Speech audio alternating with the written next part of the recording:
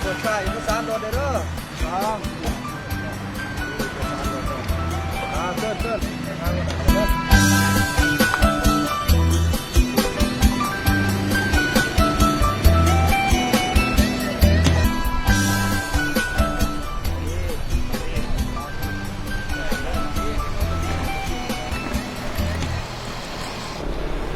วันนี้วัน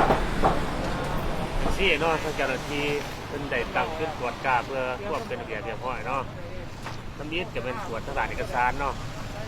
มีเอกสารเจ้าตั้งมีทางเจ้าหน้าที่ก็ต้องตรวจการหนึ่งรถเจ้าหันมันดัดแปลงสภาพเทคนิคเนาะบอเอ็นแวนบอมี่คือว่าดัดแปลงสภาพเทคนิคเป็นผิดต่อระเบียบพุทธจรเนาะเพราะว่ารถเขาเป็นยางหน่อยมีความเสี่ยง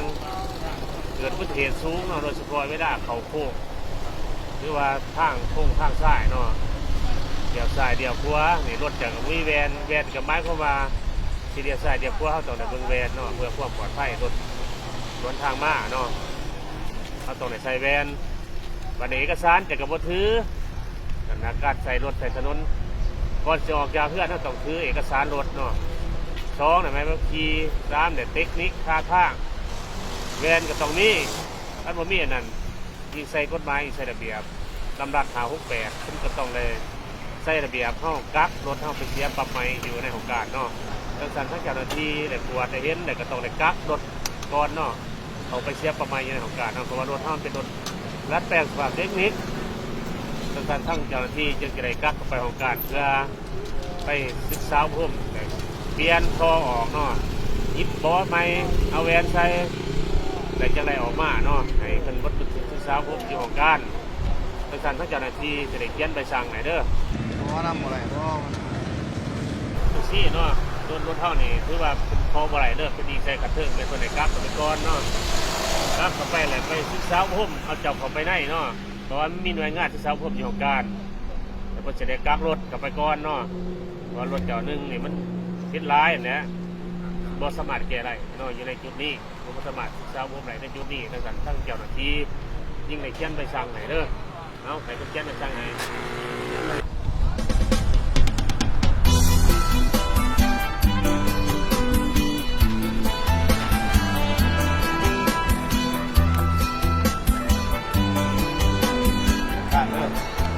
ที่เอานักบอลพระเจ้าหน้าที่ที่แนะนำเด้อนี่แหละเจ้าเขาไปเอาอยู่ของการไปเนี่ยจราจรแข็งต้นดูรักสองเนาะจะต้องซื้อหรือว่าเอกสารน้องมาซื้อกิ่งไปนั่นกิ่งใหญ่สภาพเรือมันน้ำมันซื้อแวนที่มันบอสเนี่ยก็ต้องซื้อไปนั่นพาพวกผู้ประกอบหรือว่าเทคนิคของคุณจะไหวออกไรเด้อ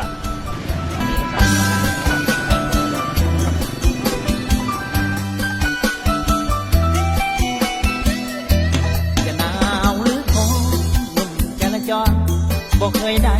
วันลมหนาวจนสะบัน